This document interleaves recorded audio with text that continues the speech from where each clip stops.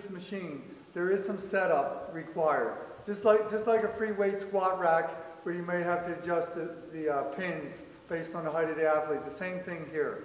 So expect for your athlete to spend a minute or two the first time using the machine.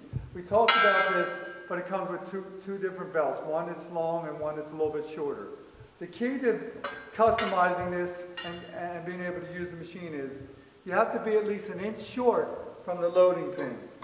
If I'm not an inch short, when I hook, the weight's not going to come up enough for me to release the weight. The limitation is if I have a tall athlete that is more than 5 inches away from the loading pin at the top of their squat, the weight's actually going to come up and be out of the cylinder. So that's where the setup's required. You have to spend a couple minutes when you first use this machine making sure you're between 1 and 5 inches short. Obviously, so you don't bottom out on the squat, the more inches you have, 4 or 5 inches short is better than 1 inch because it's going to give you the full use of the length of the guide rod. But again, once you know what you use, one athlete might be large belt with 2 carabiners or a chain. A shorter athlete will probably be the short athlete with 1 carabiner. Once the athlete knows their custom setting, they should write that down and they'll use that same setting for every workout.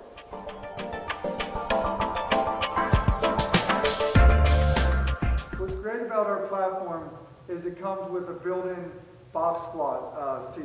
So this seat is fully adjustable from 11 to 18 inches. Let me just show you it in action and show you why we love it here at the gym. So my normal setup, once I'm set up, I have the box set. I have the box set for me to ensure that I get proper depth. Let me show you the use.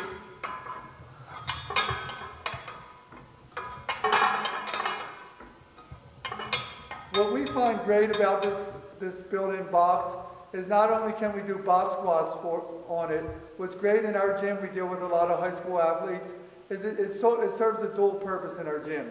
By having the box back there, not only do we ensure that the athlete's getting to the proper depth on their squat, it also is a safety feature. So let me show you. If I'm doing touch and goes in the gym, the athlete knows that they're getting a parallel because the box is there. However, if they're really pushing the weight and they're unable to get out of the bottom of their squat, they're able to sit right on the box, call the coach over, we help them get the weight up, and there's not a safety issue.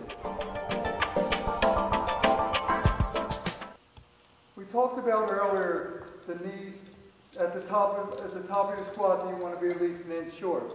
So in this case, if I'm a 5'1" gymnast, and when I hook on, because there's no distance, it's not short an inch. When I hook on, I'm unable to bring the weight up off the loading pin to release the weight. So what we've built in with the machine is, so this can accommodate your shorter athletes, we include 3-inch risers. I'll just show you how to use these risers real quickly. As you see, the risers go right on the platform. And now, with the 3-inch risers, you can see I'm a couple inches short. I'm about 3 inches short from the loading pin at the top of my squat. So this will allow me to hook, and now when I stand up, the weight comes up off the loading tracks, and I can release the weight. So this is how you would make an adjustment for a shorter athlete. Why we find this our belt squat platform so much more effective and more useful than other belt squats in the market is, first of all, the size of it. You're looking at only a 4x4 foot platform. It weighs about 250 pounds. It's not taking a lot of your precious real estate up in your gym. Also, because everything's removable, you got these removable rails that pop right off. And the box is removable with this quick release pin.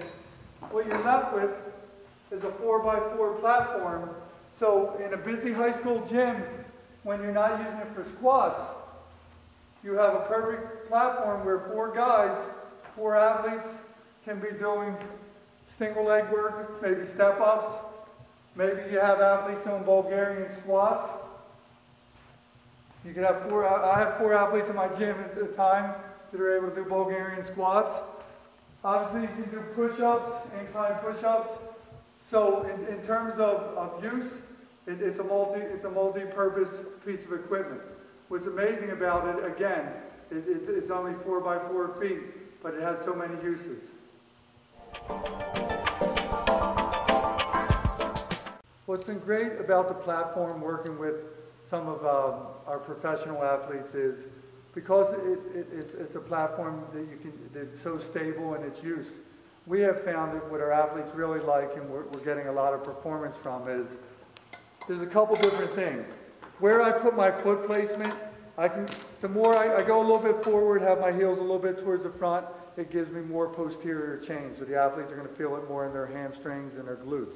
Obviously, a neutral position is kind of quad and hamstring, and back a little farther makes it more of a quad workout. But what we're loving in the gym is because you're so balanced here, unlike other models out there, pulley systems, where you're fighting for your balance, everything's perfectly centered here. So what our athletes are loving, even the athletes with some back issues, is they're able to have a little bit of upper body stimulus added. The one we really like, especially some of my major league athletes, major league baseball players that love feeling like they're doing a back squat, we love this version.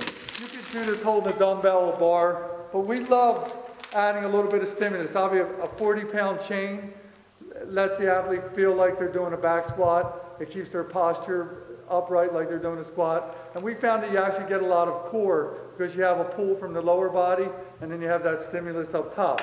So something simple as this has been a big hit in our gym.